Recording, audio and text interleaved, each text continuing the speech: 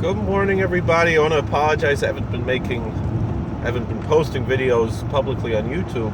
I have been making some videos for that course that I was nervous about. I'm still nervous about finishing it. Are we still on? There we go. But thank God I'm almost done. I just have maybe 4 or 5 left I have to do, and then I'll do the PDF files and the quizzes. I read some very sad news this morning. That apparently, I don't know if it was yesterday or the day before, Mr. Mordechai Weinberger passed away. That's the father of Rabbi Moshe Weinberger from Woodmere. So,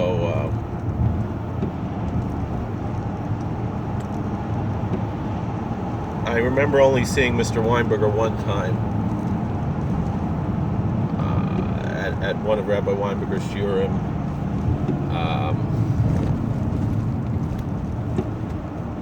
And just being, I don't think I even said hello to him, just I saw him. That was inspiration enough. The stories that Rabbi Weinberger told us about how he survived in Mauthausen with his tefillin, and how he put on tefillin every day in the concentration camp for 13 months. The story, Rabbi Weinberger just tells the story so beautifully. How, when they were taking him away, and his father told him, this is the last time I'm going to see you. And he said, "What are you talking about? They're just taking me to the work camp." They said, "Yeah, but they're gonna kill us. They're gonna," meaning Rabbi Weinberger's grandparents. And he said,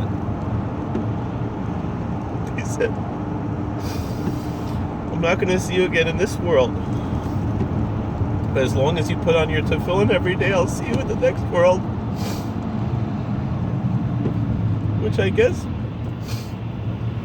see, they're together now.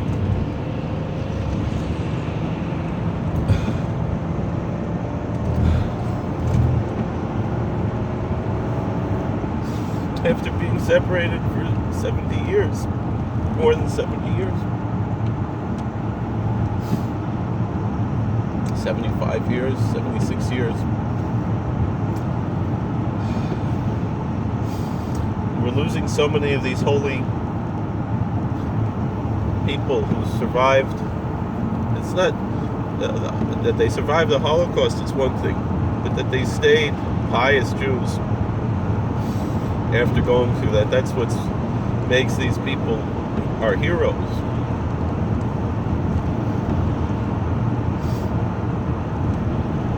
What he went through, how he had to hide those tefillin because they would have killed him if they would have found him with the tefillin, and how thousands of people he let them put on those tefillin.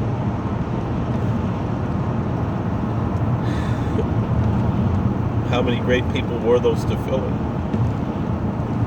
Just quickly put on the tefillin early in the morning when no Nazi would see. And how every time they took all their clothes and stripped them down to delouse them and burned all their clothes, he didn't know how he could hide the tefillin. So he just put it on the side and said a prayer, and it happened 2 or 3 times in the course of that 13 months. And he and he was able to retrieve the tefillin every time by a miracle. And how one time he and 2 other guys, they escaped the camp.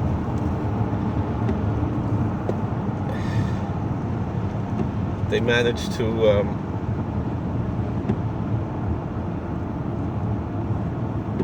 board a train. They stole some clothes. There were 3 men waiting for a train who, these were desperate men who escaped from the concentration camp. They hit these guys over the head, took their clothes. They had tickets, in their train tickets in their pocket, and they were ready to go who knows where, to Switzerland or somewhere. And they bought newspapers to cover their faces so that no one should see that they had Jewish faces. And they heard the people murmuring Juden, Juden, and the SS officers came on with big German Shepherd dogs, and so the 3 of them jumped out of the train. Still, he had his tefillin the whole time. Jumped out of the train.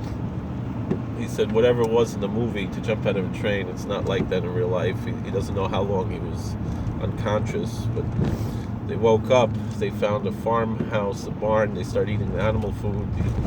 The farmer said, "Don't worry, I protect Jews. I'm gonna I'll bring you some real food. I have some other Jews I'm hiding here." They weren't sure should they believe him or not, and then the SS came. He was lying to them, and they ran in 3 opposite directions. Mr. Weinberger was shot in the leg, and he kept running with a bullet in his leg until they finally caught him, but they didn't kill him. They just brought him back to Mahausen. He still had the tefillin that whole time, and he survived the war and had the tefillin the whole time. One day in the camp, he pulled out the bullet with his own fingers that was in his leg.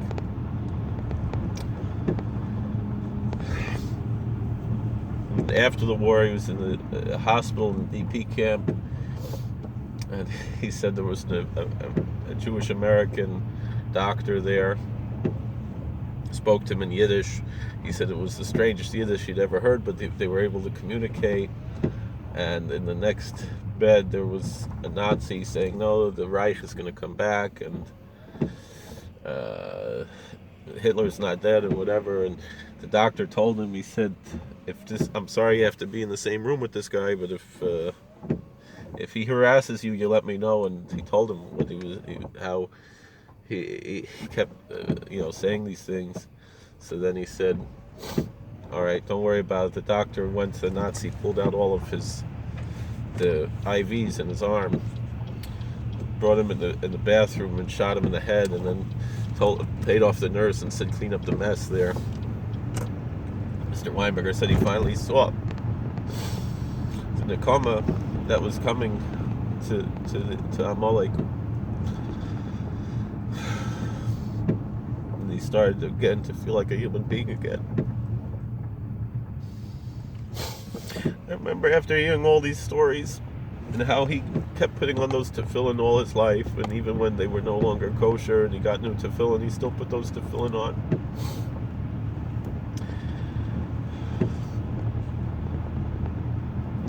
And as a teenager, talking to my friends, how we looked up to Rabbi Weinberger and these stories that he told us, we dreamt of when Mashiach would come, that we would maybe be able to at least see Mr. Weinberger dance when Mashiach comes, and maybe we could dance with him. Oi, Mashiach ist noch nicht du. Aber Kula Haiva Uwei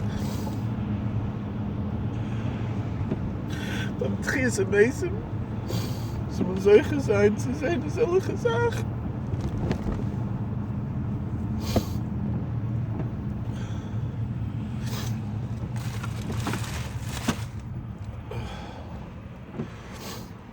We're losing so many of these survivors.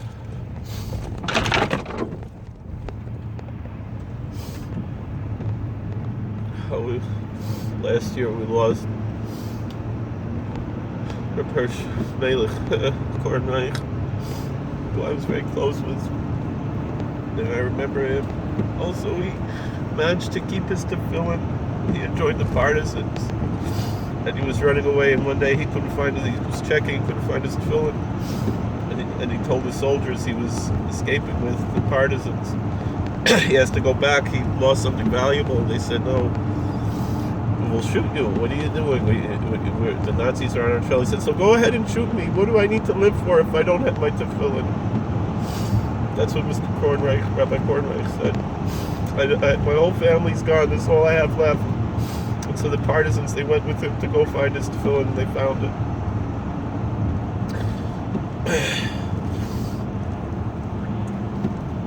How these men survived the war. They have children who are big rabbis. Mr. Kornreich's children are Hasidic rabbis, the Shidlovtzer Rebbe, the Kosovizhnitz Rebbe, other tzaddikim, his sons-in-law.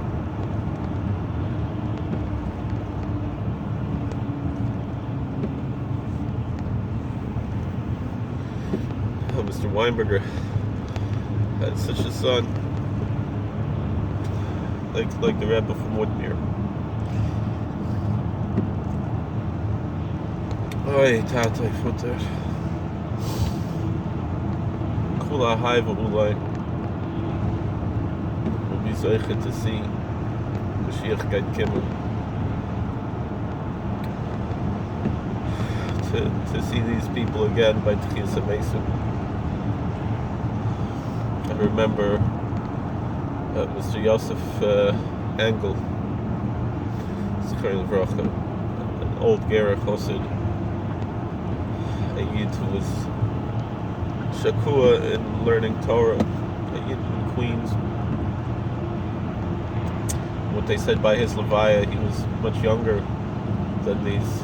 He was, I think, in his 70s when he left this world. It's 20 years ago, almost 15, 20 years ago, whatever. Whereas, Rabbi Kornreich and Mordechai Weinberger, they lived into their 90s, K'nai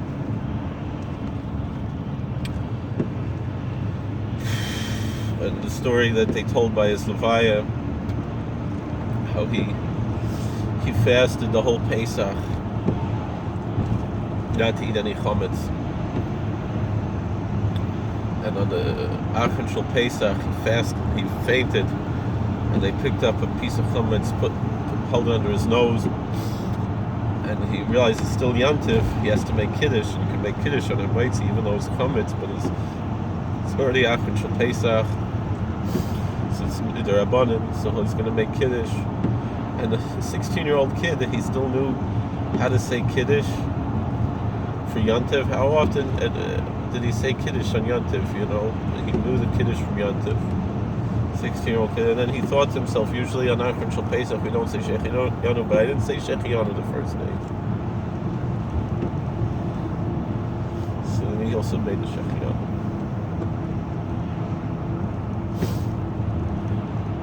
There in the camp.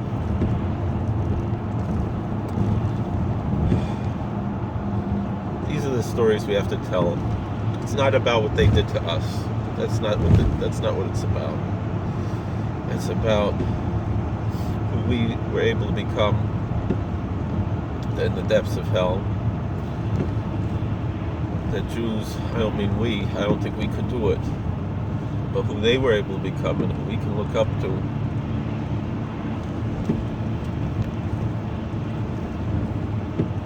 These heroes who were able to hold on to Torah mitzvahs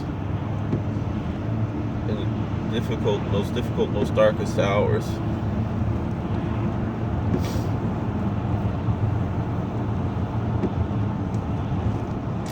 Chef is a helping. Be zeicher to see all of these things. See all these people again. Thank them for keeping the flame alive. Sorry I haven't been making videos. I've been sick with the flu, been homesick. Finally pushing myself to go to work again. I don't know if it's time yet, but I'm going, and then I